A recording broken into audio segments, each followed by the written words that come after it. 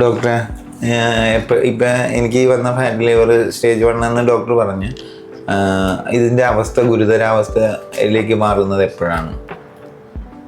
അതായത് എനിക്ക് കടയിലെ കാര്യവും ജോലിയുടെ ഇതിനും ബുദ്ധിമുട്ട് വരാതിരിക്കാനായിട്ട് അറിയാൻ വേണ്ടിയിട്ട് ചോദിക്കുന്നതാണ്. ഫാറ്റ് ലിവർ എന്താണെന്ന് ഞാൻ സിമ്പിളായിട്ട് പറഞ്ഞുതരാം. ഒരു ആരോഗ്യമുള്ളൊരു മനുഷ്യന് ലിവറിൻ്റെ വെയിറ്റ് എന്ന് വെച്ചാൽ 1.5 തൊട്ട് 1.8 കിലോഗ്രാം വരെ ആയിരിക്കും ലിവറിൻ്റെ വെയിറ്റ്.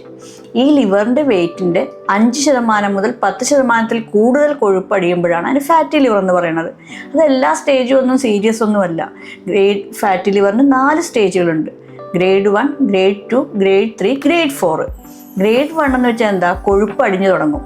ആ കൊഴുപ്പടിഞ്ഞു തുടങ്ങിയാലും ലിവറിൻ്റെ സെൽസിന് ഡാമേജ് വരികയോ ലിവറിന് ഇൻഫ്ലമേഷൻ വരികയോ അല്ലെങ്കിൽ പ്രവർത്തനത്തിന് ബുദ്ധിമുട്ട് വരികയോ ഒന്നും കാണില്ല. നമുക്കൊരു സിംറ്റവും കാണില്ല.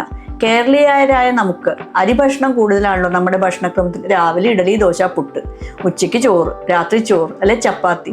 നമ്മൾ ധാന്യങ്ങൾ വളരെ കുറവാണ്. പുട്ടിൻ്റെ കൂടെയോ അല്ലെങ്കിൽ ഇടിയപ്പത്തിൻ്റെ കൂടെയോ മാത്രമല്ലേ. ഇഡലിയും ദോശയ്ക്കാണ് നമ്മൾ സാമ്പാർ ഉണ്ടാക്കും. സാമ്പാറിൽ കൂടുതൽ ഉരുളക്കിഴങ്ങും ക്യാരറ്റും ഒക്കെ. അതുകൊണ്ട് മലയാളികളായ എല്ലാവർക്കും നല്ല എക്സസൈസ് ചെയ്യാത്തവരാണെങ്കിൽ 35 വയസ്സും 40 വയസ്സിനും ശേഷം ഫാറ്റി ലിവർ ഗ്രേഡ് 1 കാണാറുണ്ട്. അത് നമ്മൾക്ക് എത്രയും പെട്ടെന്ന് നമ്മുടെ ജീവിതക്രമത്തിൽ മാറ്റം വരുത്തിയാൽ റിവേഴ്സ് ചെയ്യാൻ പറ്റും. നോർമൽ ലിവറിലോട്ട് പോകാൻ പറ്റും. പിന്നെയുള്ളത് ഗ്രേഡ് 2 ആണ്. 2 ആകുമ്പോൾ എന്ത് പറ്റും? ഇത്തിരി നീർക്കെട്ട് ലിവറിൽ കാണും. എന്നുവെച്ചാൽ കൊഴുപ്പടിഞ്ഞ് ഇത്തിരി കൂടി കൂടുതലാകുമ്പോൾ കൊഴുപ്പിനെ കളയാനായിട്ട് ലിവറിൻ്റെ സെൽസ് പ്രവർത്തിക്കുന്നതിൻ്റെ ഫലമായിട്ട് കുറച്ച് പ്രശ്നങ്ങൾ വരും. പക്ഷെ അവിടെയും സിംറ്റംസ് ഒന്നും നമുക്ക് കാണില്ല. എന്നാൽ ഗ്രേഡ് 3 ആകുമ്പോഴോ ഈ ലിവർ സെൽസ് ഡാമേജ് റിപ്പയർ ചെയ്യാൻ ശ്രമിക്കുന്നത് നമ്മുടെ ഒരു മുറിവുണ്ടായെന്ന് വെച്ചു. നമ്മൾ എന്ത് പറ്റും? ആ മുറിവ് ഉണങ്ങുമ്പം അവിടെ ഒരു കട്ടി വരില്ലേ? അതുപോലെ ലിവറിൽ കുറേ സ്ഥലത്ത് കൊഴുപ്പുണ്ടാകുമ്പം ആ കൊഴുപ്പിനെ ലിവർ റിപ്പയർ ചെയ്യാൻ ശ്രമിക്കുമ്പോൾ അവിടെയൊക്കെ ഇത്തിരി ഡാമേജ് വരും, സ്കാറിങ് വരും, ഫൈബ്രോസിസ് വരും.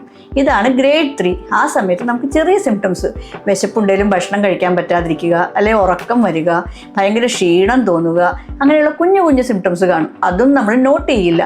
നമ്മൾ ചിലപ്പോൾ ജോലി ചെയ്യുന്ന ഇത്തിരി കുറയുമായിരിക്കും. ഇതും നമുക്ക് നമ്മുടെ ജീവിത ക്രമത്തിൽ മാറ്റം വരുത്തി എക്സസൈസ് ചെയ്തും ഫുഡ് നിയന്ത്രിച്ചുമൊക്കെ നമുക്ക് നോർമലാക്കാൻ പറ്റും. ഒരു പരിധി വരെയെങ്കിലും നോർമലാക്കാൻ പറ്റും. പക്ഷേ ഗ്രേഡ് 4 അതാണ് സിറോസിസ് എന്ന് പറയുന്നത്. ആ സിറോസിസ് എന്ന് വെച്ചാൽ നമ്മുടെ ലിവർ സെൽസ് ഡാമേജ് ആയി, ലിവറിൻ്റെ പ്രവർത്തനങ്ങൾ നടക്കണില്ല. നമുക്ക് മഞ്ഞപ്പിത്തം കാണും, നമ്മുടെ ബിൽറൂബിൻ കൂടുതലായിരിക്കും, നമ്മുടെ ശരീരഭാരം ആദ്യം കൂടും, പിന്നെ കുറയും. നമ്മുടെ കാലിലൊക്കെ നീര് വരാൻ തുടങ്ങും, നമ്മുടെ ചിലർക്ക് ശരീരത്തിൽ ചൊറിച്ചിൽ വരാൻ തുടങ്ങും. ഇതെല്ലാം സിറോസിസ് ആണ്. സിറോസിസ് വന്നു കഴിഞ്ഞാൽ ഒരു പരിധി കൂടുതലൊന്നും നമുക്കത് നോർമലാക്കാൻ പറ്റില്ല. എന്നാലും 10 കിലോയിലൊക്കെ കൂടുതൽ വെയിറ്റ് കുറയുകയാണെങ്കിൽ ചിലപ്പം സിറോസിസിനെ നമുക്ക് പിടിച്ചു നിർത്താൻ പറ്റും.